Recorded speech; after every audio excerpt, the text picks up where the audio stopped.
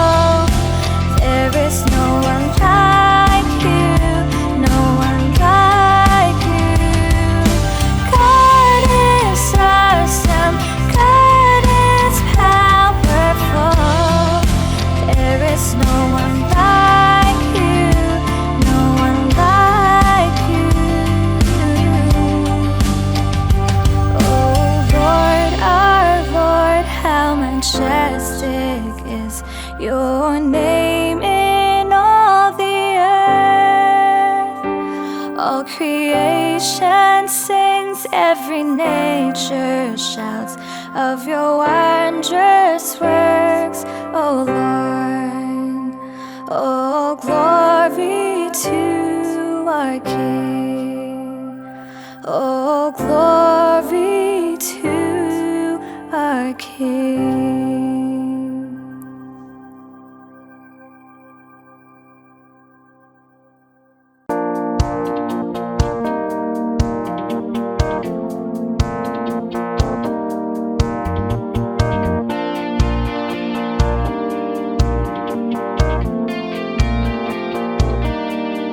For from him and through him and to him are all things.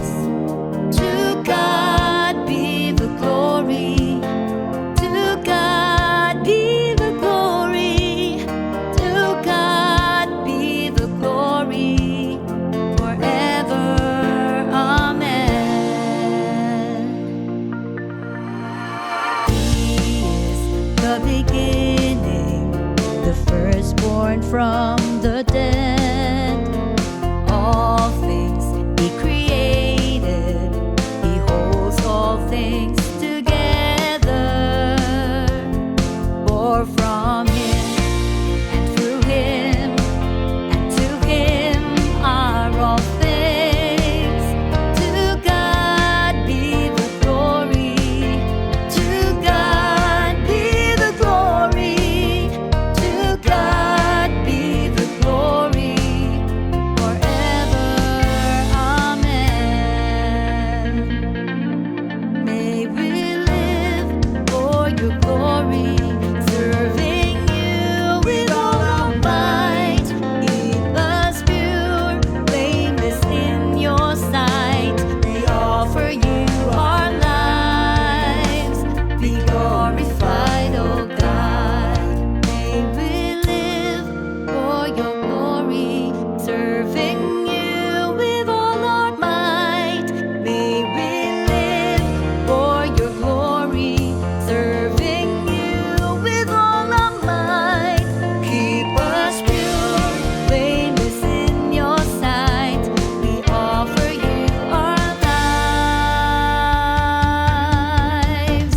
Be glorified, O God, for from him and through him and to him are all things. To God be the glory. To God be the glory. Glory.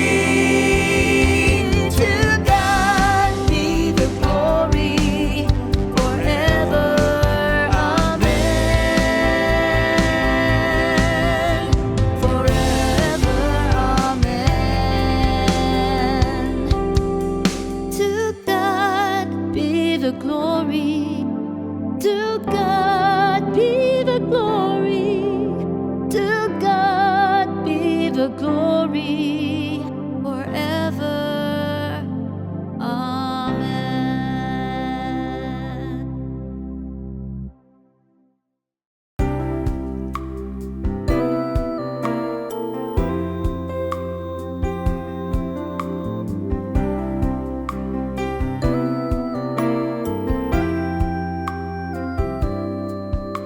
I worship you in spirit and in truth. Father, Son, and Holy Ghost. For you alone are worthy, are worthy. As the deer panteth for the water, so as my soul longs after you.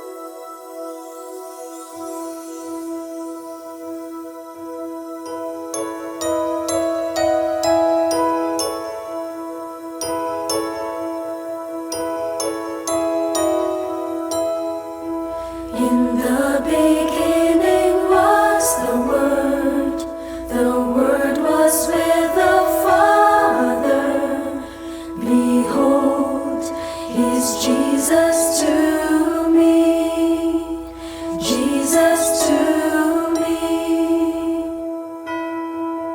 The Word came into the world, laying in a manger. Behold, He's Jesus to me. Jesus to me. He's Jesus to us, the Messiah, the Son of God, the Alpha and Omega. He multiplied the loaves of bread, He healed the sick and raised the dead. Behold, He's Jesus with me, Jesus with me. He came to earth to save the lost. They nailed His hands upon the cross. Behold, He's Jesus for me, Jesus for me. He's Jesus to us, the Messiah, the Lamb of God. He is the light of the world. Hallelujah,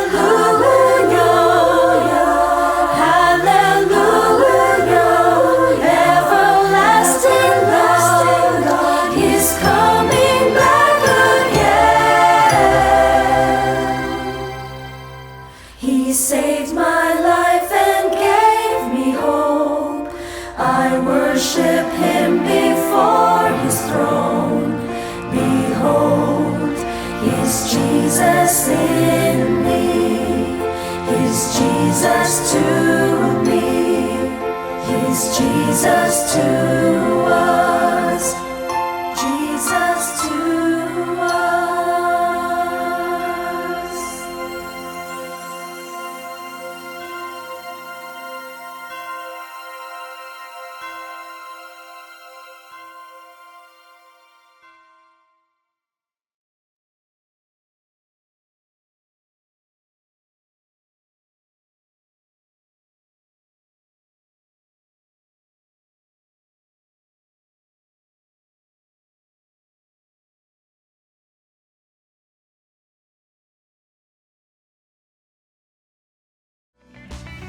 Great news, everyone. We already have 3 weekend services. Every Saturday at 9 a.m. for the Cebuano service, and 2 services on Sundays at 9 a.m. and 4 p.m. for the English services.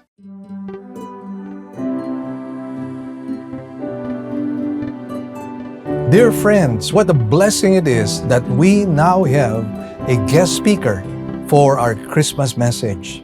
He is one of our pastors in Living Word North Reclamation area, and he has been used mightily of God, most especially with the Indian students here in Cebu. He has a thriving church near the Banilad area, and we are so thankful that he could share the word of God to us this morning. Friends, let's all welcome Pastor Nick C. Thank you, Pastor Mel, for inviting me, and it is my honor to be here. Today's message is entitled The Virgin Sign, and our text will be taken from Isaiah chapter 7, verses 10 to 14. I'd like to invite you to a short word of prayer before we start. Lord God Almighty, we give praise and thanks to you for the opportunity to once again open your word. We pray humbly today that your Holy Spirit will be the one to move in our midst, to speak to us. And Lord, let alone the name of Jesus be magnified. This is our prayer in Him. Amen and amen. So I want to start with a question that might sound a little bit strange at first, but stay with me.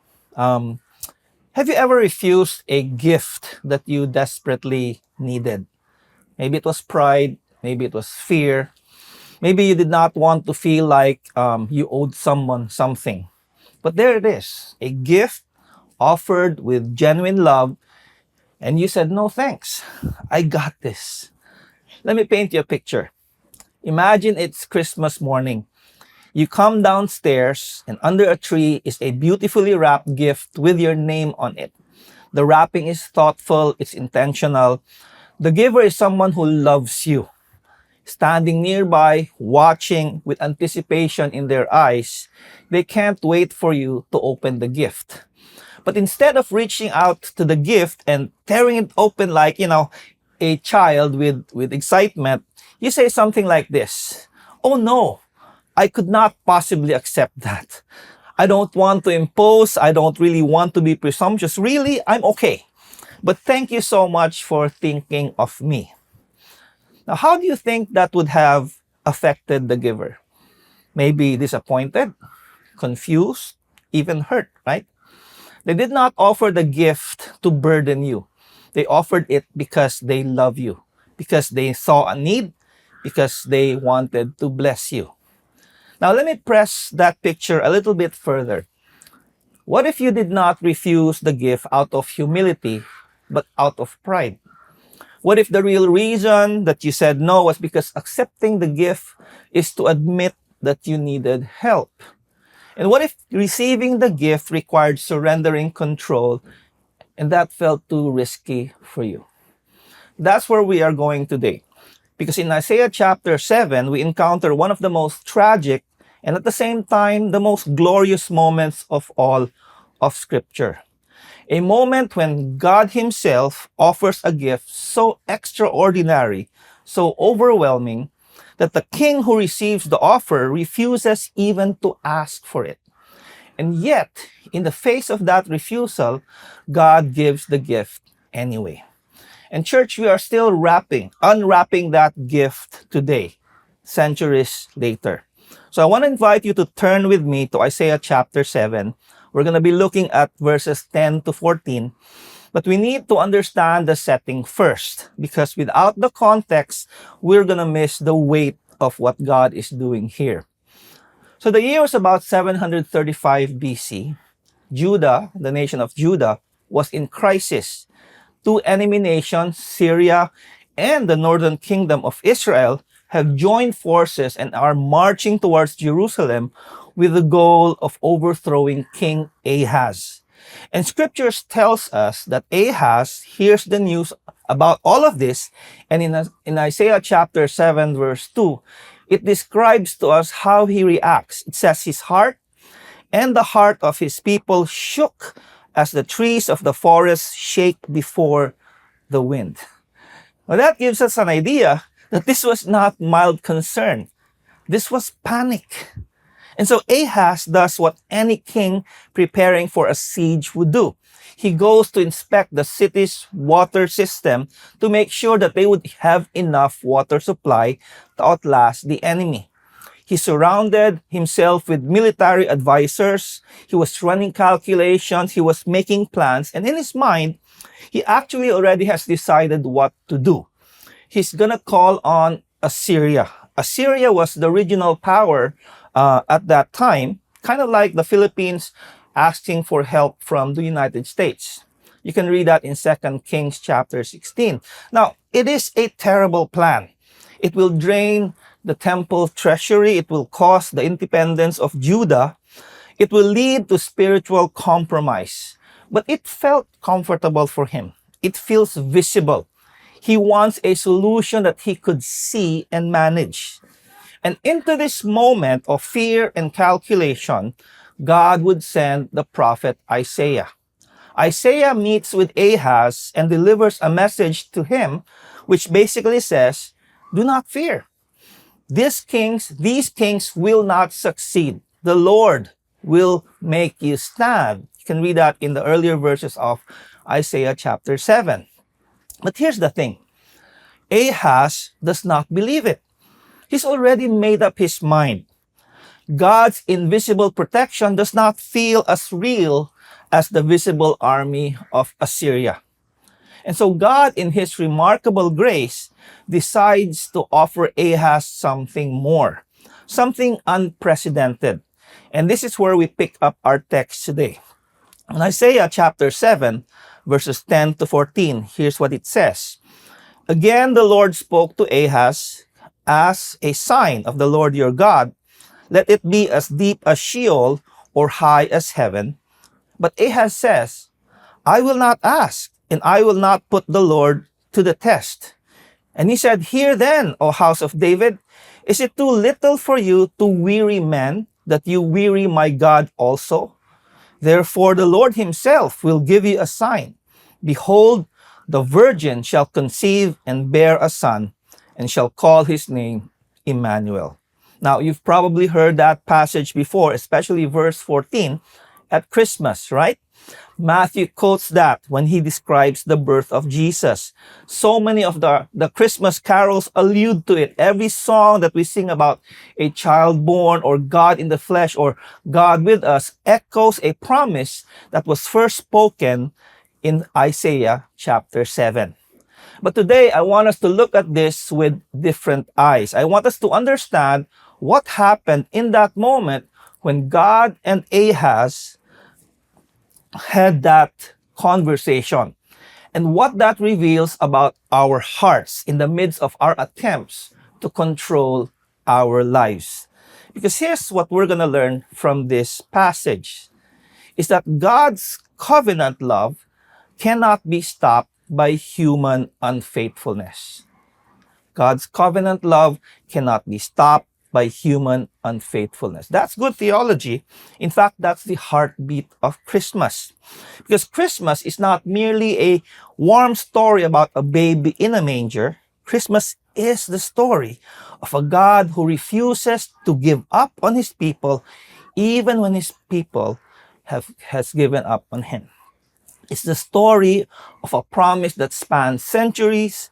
It's a gift that we did not ask for, a gift we did not deserve, and even often tried to refuse.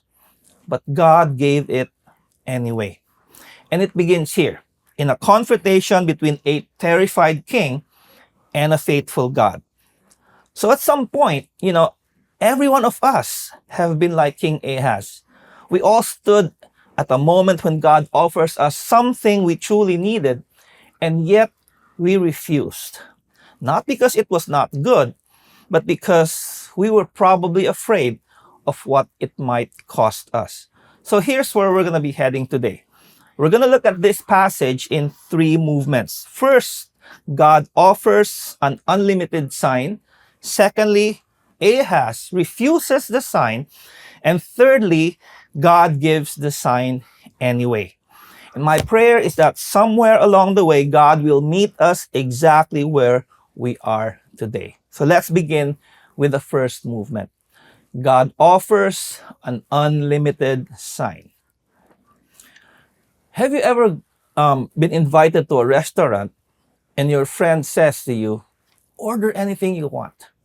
It's on me. It's on the house. I'll take care of it. So you take a look at the menu, and what do? You choose the cheapest item on the menu. Because you're thinking, I don't want to look greedy. I don't want to feel like I owe this person. So you limit yourself even though the offer is really genuine. That's what happens to Ahaz here. God is going to make an offer that sounds too good to be true. But Ahaz is about to refuse it. Not because he's humble, but he knows accepting it will change everything. So let's look at verse 10. Verse 10 says, Again, the Lord spoke to Ahaz. So that word again tells us that this is not the first attempt of God. Earlier in the chapter, God had already sent Isaiah a message of reassurance. Don't be afraid, Isaiah. The enemies won't succeed. But you know what? Ahaz did not believe it. He heard the words. It did not penetrate his fear. And God knew it. God could see that Ahaz's heart has already set on a plan to make an alliance with Assyria. But God, in his patience and grace, tries again. That's the word again here. It's a picture of divine persistence. God does not give up on us. He keeps reaching. He keeps inviting. He keeps pursuing. And then look at verse 11. It says, Ask a sign of the Lord your God. Let it be deep as Sheol or high as heaven. Now, consider that statement for a bit. God is actually essentially handing Ahaz a blank check. He's telling Ahaz, if you don't believe me, ask me to prove it. And don't limit the request. Ask for anything within the bounds of the entire created universe, and I will give it to you as proof. Now, that phrase, deep as Sheol or as high as heaven, is a Hebrew way of saying anything in all of reality. We know Sheol gives us the concept of the realm of the dead. That's the deepest place imaginable.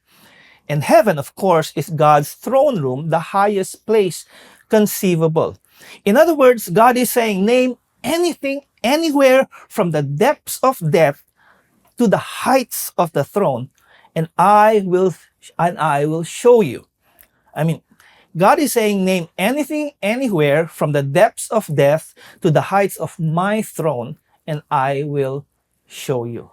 Now that is staggering, isn't it? And here's what's making it more extraordinary.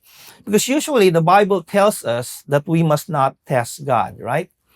Jesus himself in Deuteronomy, when he was tempted by Satan, what did he say? He said, you shall not put the Lord your God to the test. That's a quote from Deuteronomy chapter 6, verse 16. So testing God out of unbelief, demanding that he perform for us, is presumptuous and it is sinful. But here, think about this. This situation is very different. Ahaz is not the one demanding for a sign. It is God who's offering one. This is not presumption. It is an invitation. So God is really telling him, Ahaz, I want to strengthen your faith. Let me show you my power. And God is really removing any excuse from Ahaz. So Ahaz won't be able to say, you know what? I did not have enough evidence. God did not make it clear to me. I wasn't sure what God wanted. Now, the Hebrew word for sign here is actually the word oth, which means mark, a miracle, a sign, or a token. The NASC dictionary states it this way. It says, oth implies miraculous timing, which supports the message, such as the coming of locusts, substantiating God's word as given through his prophets. So, a sign here refers to a miraculous sign that authenticates the word of God. It's the same word used for the signs and wonders of Egypt, or the parting of the Red Sea, or the rainbow given to Noah, the sun standing still for Joshua. So oath is not subtle. It is not a vague impression or something like a coincidence. This is unmistakable. It's a supernatural act that leaves no room for doubt. And God is saying, Ahaz, I will intervene so clearly that you won't be able to deny my ability to save. Now, and then notice how personal the invitation is. He says, ask God as a sign of the Lord your God. Not just the Lord, not just a God, the Lord your God. And what God is doing here is he's reminding Ahaz of the covenant relationship that God has with him and with the nation. I am bound by my promise. I am faithful to you even when you are wavering. So unlimited proof, unlimited resources. There's no catch. It's not a test. It's not a trap. This is pure grace. And that is what God is saying to Ahaz. And that is what God may be saying to us as well. He's reminding us that God's resources are never limited by our circumstances. Now, of course, that does not mean that God will remove every hardship, if he will fix every problem, or give us the outcomes that we want. Isaiah chapter 7 does not promise Ahaz an easier life, but it promises to him a faithful God. So the real question isn't what you're facing, it's who you really are trusting. Now, you know what? Most of us don't deny the power of God. But we just quietly assume that our situation may be the exception. We believe that God can act, just not here, not now, not in my particular mess. And so what do? We start calculating instead of praying. We look for manageable solutions instead of obeying faithfully. We ask ourselves, what can I do? Instead of saying, what is God inviting me to trust Him with? And you know what? If we understand this truth will free us. It will free us to bring our circumstances honestly to God. Not to manipulate Him into action, but to entrust ourselves to the one whose faithfulness does not depend on us. Can God help us? Amen. But the real question is, will I trust Him to do that? And so here we find Ahaz was offered an unlimited sign by God. God offers proof without restriction. But the issue again is this: accepting the offer of God will mean that Ahaz has to surrender control. And that is where he hesitates. And you know what? That's where most of us hesitate as well. So that brings us to the second movement. Ahaz refuses the sign. Ahaz would refuse the sign. So have you ever had that moment when you're caught in the rain and then someone just next to you comes and opens an umbrella and offers to share it with you? And so they step closer and they say, here, you can walk with me. Now, sometimes, even though we're already getting wet, we respond with a polite smile and we say, no, thank you. I'm okay. I'm fine. But really, you're not fine. You're soaking wet. You're uncomfortable. You're cold. Yet something in you would rather stay wet than admit that you need help. Again, maybe it's pride. Maybe it's the desire to appear strong. Or maybe it's the fear of depending on someone else. So you keep walking in the rain, convinced that refusing the umbrella is the right thing to do. Now, that simple illustration helps us feel the weight of what happens here in verse 12. So we know that God has already offered Ahaz an unprecedented offer. But now we're going to see one of the most tragic responses in all of scriptures. Verse 12. But Ahaz said, I will not ask, and I will not put the Lord to the test. Again, he's echoing Deuteronomy chapter 6, verse 16, which says, you shall not put the Lord your God to the test. But here's the thing. Isaiah sees through it, and God sees through it. Look at his response in verse 13. And he said, hear them, O house of David. Is it too little for you to weary men that you weary my God also? Notice, Isaiah addresses Ahaz as house of David. Once again, it's a reminder of the covenant, the promises of God to his people. And then comes the accusation. He says, you weary my God. And that Hebrew word for weary means to exhaust, to wear out, to drain someone to the point of frustration. And Isaiah is saying, it's not enough that you are scheming and you're exhausting the people around you. Now you're exhausting God himself with your refusal. And here's the thing. He's using biblical language. Someone once said, religious language can become the most sophisticated form of rebellion. That's what Ahaz is doing. And again, we do that as well. Now, we can use the words of God. We can quote scriptures. We can sound incredibly spiritual and still be completely disobedient. In fact, sometimes the most dangerous form of rebellion is the kind that is wrapped in a Bible verse. Remember the Pharisees, right? So what's really happening here? Ahaz says, let's look at verse 12 again. But Ahaz said, I will not ask. Now that is a definitive statement. In other words, he's saying, he's not saying, I'm not sure. He's not saying, this is God. I feel hesitant to even ask. I don't want to dare. No, he says, I will not ask. It means he's made a decision. He made a choice. He made a line on the sand. And then he says, and I will not put the Lord to the test. No, we know the irony here, right? God is the one who offered the test. And so accepting what God invites is not presumption, it's obedience. And Ahaz is using scriptures to avoid the issue. And why?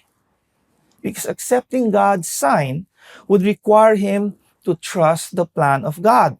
And that would mean he has to abandon his own plan. He's already calculated the cost. He knows it will drain the temple treasury.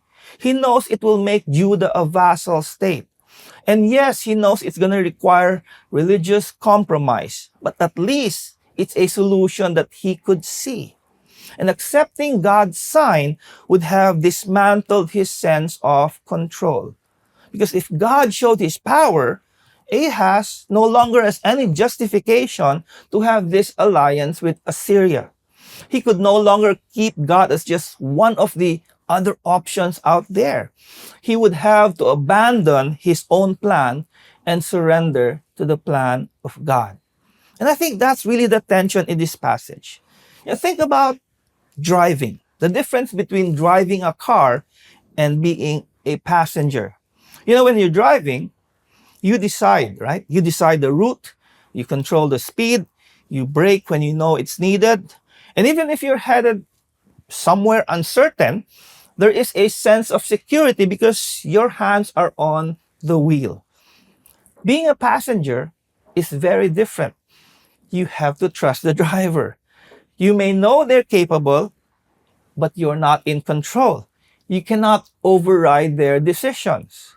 You have to release the steering wheel and allow someone else to determine the direction.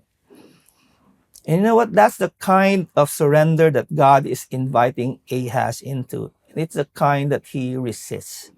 The problem was not lack of proof. It was a fear of surrender. And I think this is where Isaiah will press on us as well. Because the real issue rarely isn't whether we believe that God can act. The deeper issue really is, are we willing to let go of managing the outcome, right? If you remember the Lord's Prayer, how did the Lord teach us to pray? He said what? Our Father in heaven, hallowed be your name. Your kingdom come, your will be done. Now, what is the implication of praying that line? When you say your kingdom come, your will be done, it means that only one will can be done at a time. It's either God calls the shots or we call the shots. It's either we pray, your kingdom come, or my kingdom come. Only two possibilities, right? But we have to note carefully that when we pray, your kingdom come, we must of necessity also pray, my kingdom go. That's what surrender is. Surrender is saying, God, you have the right to direct my life, even when the direction disrupts my strategies. It means we loosen our grip because we recognize that we're not the ones who are driving. And so the searching question for us is this: where are we still insisting on holding the wheel? The danger is not really that we make plans. The danger is when we make them but refuse to release them to God. When obedience requires surrender, we often respond like Ahaz, polite spirituality, but really keeping control firmly in our hands. But Scripture always invites us to yield to the one who sees the whole picture. And sometimes what feels like a loss of control is really the beginning of faithfulness.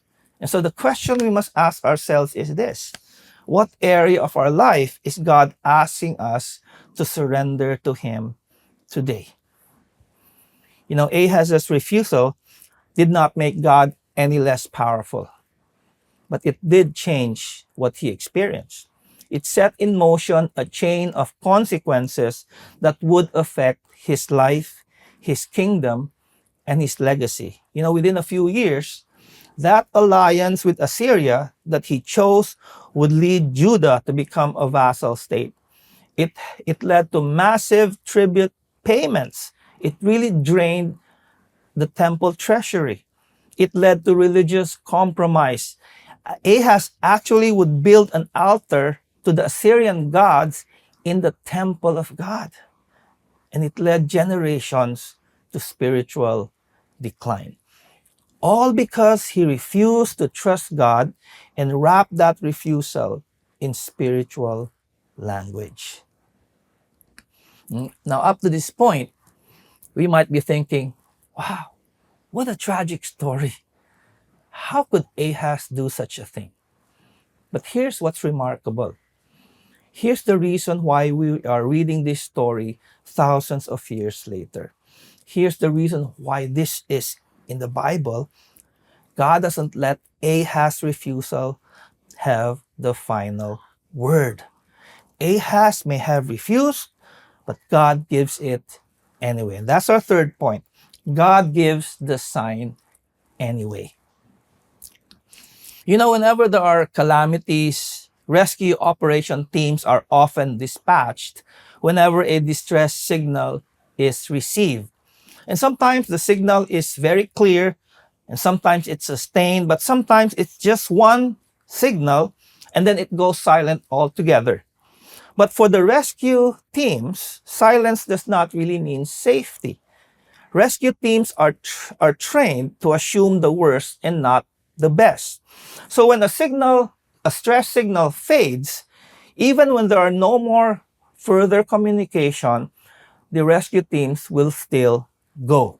They will mobilize resources, they will take the risks, they will move towards the danger, not because they were asked again, but because they assume that lives may still be at stake. And often when they reach the final site, they discover that somebody had stopped calling, not because they're okay, but because they might be overwhelmed, they're already exhausted, or they're afraid. And that's a small picture of what we find in verse 14. Now, Ahaz, again, we know he did not ask, right? He has gone silent. He has chosen his path. But God does not interpret Ahaz's refusal as a reason for him to withdraw. He doesn't say, okay, fine, bahala na ka. You don't want my help? So be it. No, God sends the sign anyway. Look at verse 14. Therefore, the Lord himself will give you a sign. Behold, the virgin shall conceive and bear a son, and shall call his name Emmanuel. And that word, therefore, is amazing. God is saying, my purposes will not be stopped by your fear. He's saying, my covenant love for you will not be undone by your unfaithfulness. And then look at the sign in the form of a prophecy. Verse 14 says, behold, the virgin shall conceive and bear a son, and shall call his name Emmanuel. Now, this is not God scrambling to come up with an alternative.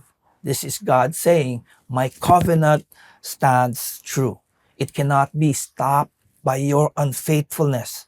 My purposes will not be derailed by your disobedience. My grace is greater than even your rebellion.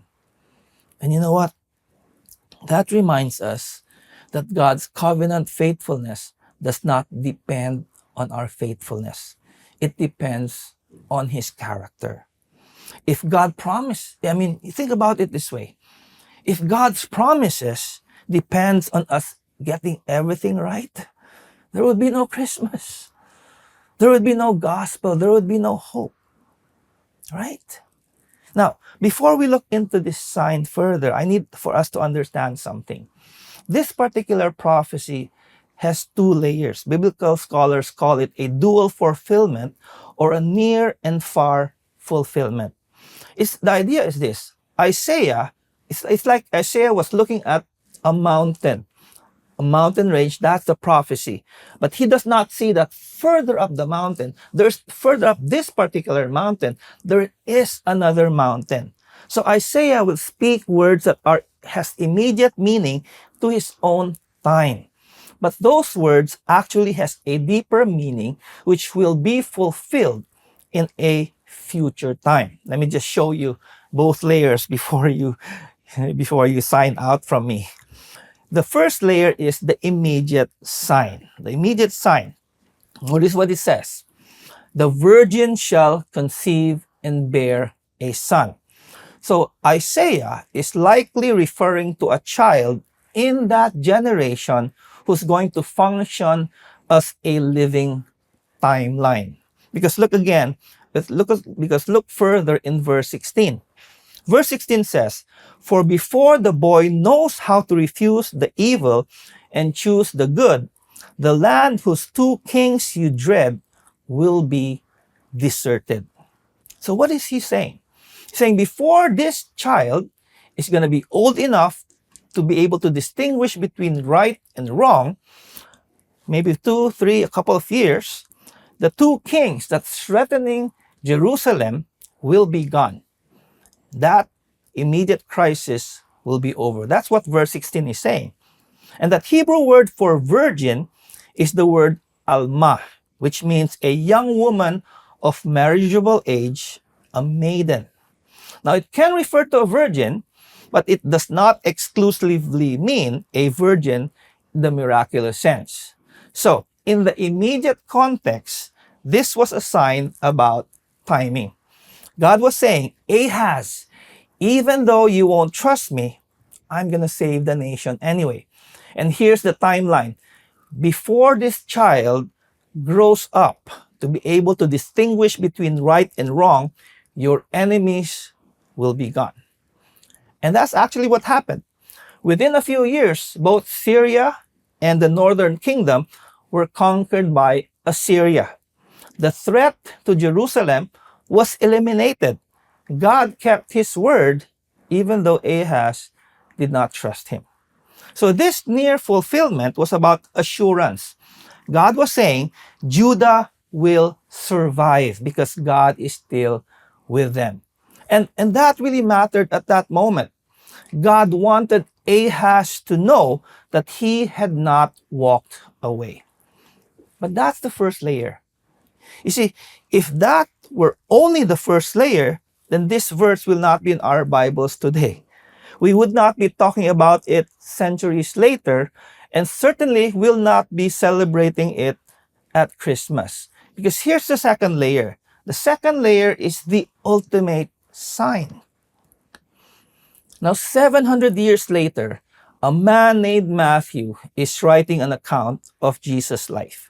He's writing primarily to a Jewish audience, people who know their scriptures, people who've been waiting for the Messiah.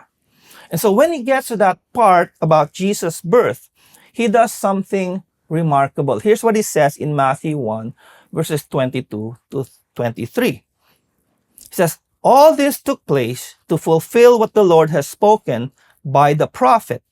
Behold, the virgin shall conceive and bear a son, and they shall call his name Emmanuel, which means God with us." Now, here's the thing. Matthew was writing in the Greek.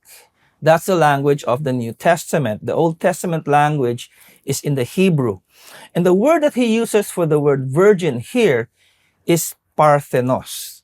And that word specifically means a virgin in the biological sense, a woman who has never had sexual relations. So Matthew essentially was writing under the inspiration of the Holy Spirit, and he's saying to us that Isaiah spoke better than he knew. There was a deeper meaning to those words. and the meaning that reaches across centuries to the virgin, the child, and the ultimate Emmanuel. Now, I know some of you might be thinking, isn't that just reading Jesus back into the Old Testament? Did Isaiah really mean Jesus? Or was Matthew just, kind of borrowing the verse? Now, that's an honest question. And, I got to tell you, scriptures do not ask us to turn our brains off. What's important is that we understand that Matthew is not reinventing meaning here, but he's recognizing fulfillment. You see, when the Old Testament was translated from Hebrew to Greek about 250 years before Christ, it's called the Septuagint. The Jewish scholars who did the translation would choose the Greek word Parthenos to translate Isaiah's Alma. In other words, they could have chosen a different word, but they specifically chose Parthenos because there was already an expectation that this sign will involve a miraculous birth. They already understood that this prophecy had layers. And so Matthew was not forcing Isaiah to say something new. He was simply recognizing that when Isaiah spoke of a virgin, it found its fullest meanings in the fulfillment of what God can only do. That a virgin named Mary would conceive and bear a son, not through human means, but by the power of the Holy Spirit. Not just any son, but the Son of God, the eternal second person of the Trinity, taking on human flesh. So therefore, the Lord himself will give you a sign. Behold, the virgin shall conceive and bear a son, and shall call his name Emmanuel. Now that word Emmanuel is really two words in the Hebrew. Immanu means with us. El means God. It means God with us. Not God above us, though we know he is. Not God against us, though we know we deserve it, right? And not God thinking about us, and though we know he always does. Emmanuel means God with us. It's God entering our space. It's God taking on our humanity. God stepping into our mess. God joining us into our pain. God becoming one of us. And this is the glory of Christmas.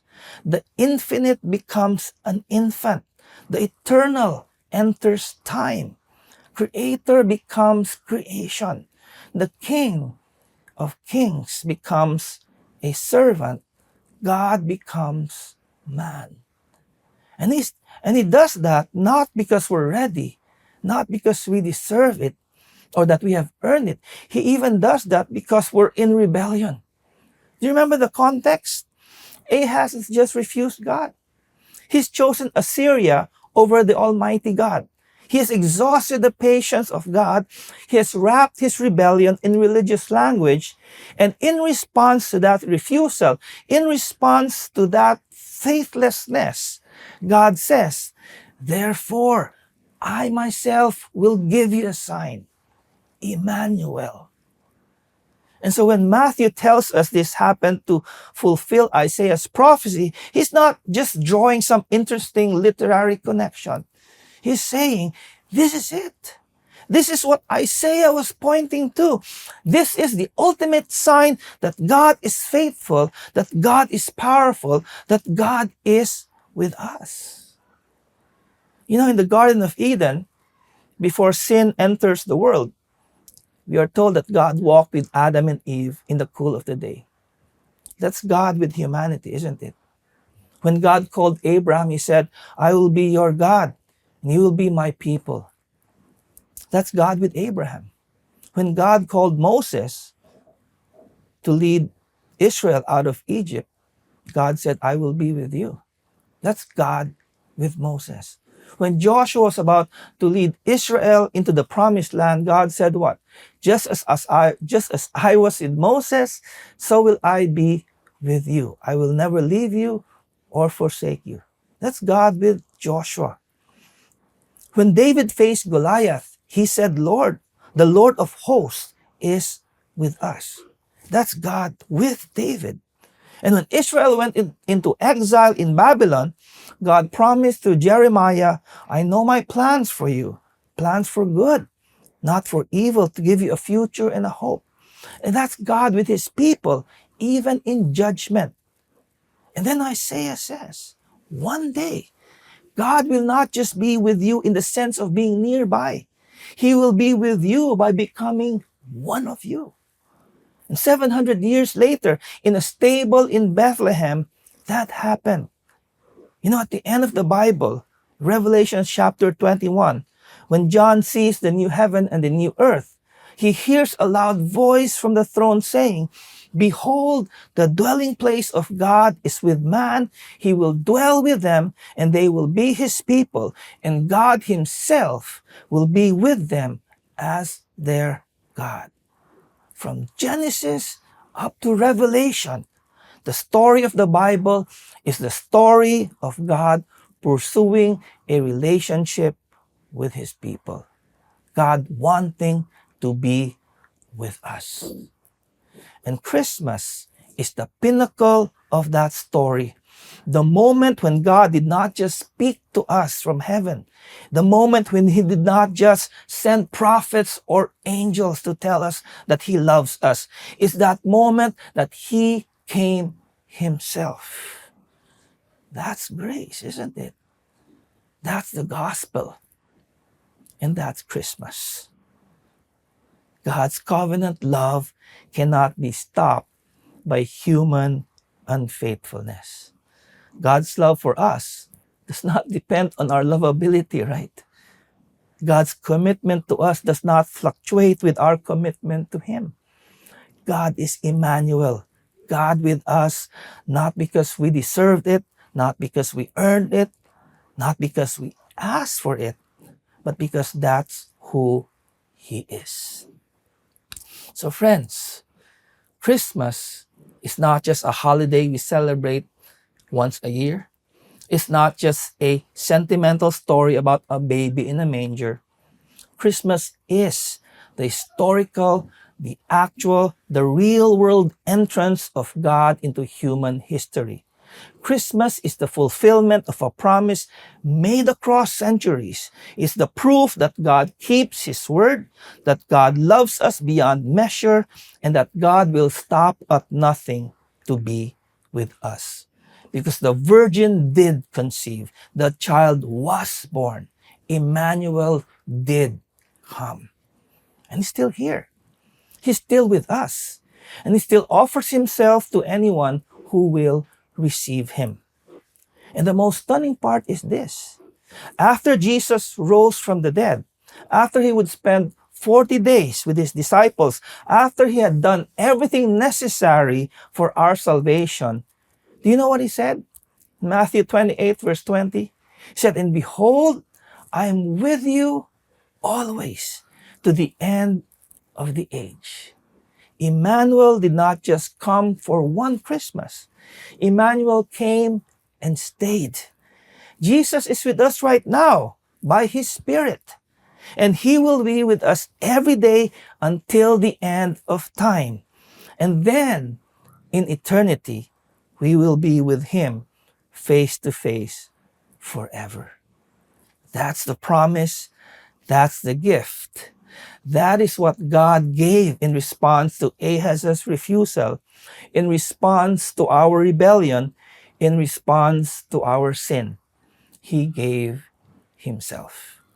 Emmanuel, God with us. Merry Christmas. Shall we pray together? Father in heaven, our hearts are warmed by the fact that you are a God who fulfills his promises. But not only that, you're a God who loves us. You're a God who came to be with us, to be one of us. And thank you for this word. We pray today that your message will ring true to our hearts, that we will not just celebrate Christmas because of the holidays, but that we will celebrate Jesus because of what you have done for us, because of your love for us. and because of your faithfulness. Thank you, Lord. In Jesus' name we pray. Amen and amen. God bless you. I hope you were blessed with that message. And it is a message that should not only be celebrated during this Christmas season, but let us, in fact, celebrate the centrality of that message every single day of our lives. And so, friends, we'd like to invite you to like and subscribe our YouTube channel, our Facebook page, and our TikTok account. And please don't forget, we're also on radio nationwide and nationwide TV as well. God bless you.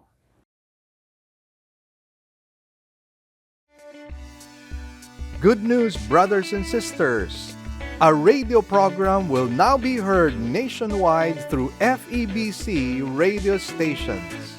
As an added bonus, all Living Word original songs will likewise be aired as well.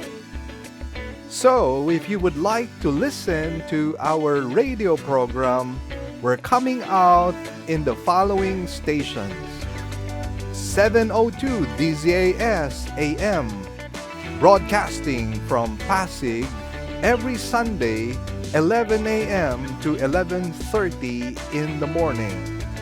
We're also coming out from 104.3 DWAY FM from Legazpi. This is also every Sunday from 10 to 10:30 in the morning. And for those of you in Tacloban, we're coming out from 97.5 DYFE FM every Monday from 11:30 in the morning to 12 p.m. For those of you in Zamboanga, we are coming out from our station in 1116 DXAS AM every Sunday from 11:30 to 12 p.m. Also, for those of you in Davao, we're coming out from 1197 DXFE AM every Sunday from 2 o'clock in the afternoon to 2:30 p.m. For those of you in Coronadal, we're also coming out from station 1062 DXKI AM every Saturday from 8 to 8:30 p.m. And for those of you in Cagayan de Oro, we're coming out from 103.3 DXJL FM every Sunday from 8 to 8:30 p.m. And for those of you from Metro Cebu, we're coming out from 98.7 DYFR FM every Saturday and Sunday from 8 to 9 p.m. Please tell your friends about this and tune in to our radio program. Let us pray that God might use this radio program to become a blessing to as many people as possible. God bless you all. Great news, everyone. We already have 3 weekend services every Saturday at 9 a.m. for the Cebuano service and 2 services on Sundays at 9 a.m. and 4 p.m. for the English services. We'd also like to thank our partners, our members who have been consistently giving to partner with us in the work of the Lord. We'd like to share our giving channels to those who would like to partner with us in the work of the Lord. You can deposit your love offerings to the following banks. Banco de Oro. Account name is LWCCCII. The account number is 001-000060800. We also have a BPI account. Account name is Living Word Christian Ministries, Cebu Incorporated. Account number is 1021023481. Finally, we have RCBC. Account name is LWCCCII. Account number is 14520052886. To give via GCash, just follow these simple steps. From your GCash app, click Bank Transfer. In bank transfer, click the BDO icon under Select Partner Banks. Enter the amount, enter the name LWCCCII and account number 001-00060-800 and send the receipt to office@livingword.ph.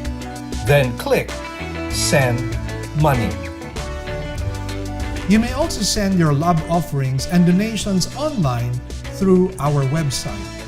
Go to www.livingword.ph and click Give, and then a dialog box comes out of it. Kindly click on your giving preferences. Thank you, and God bless.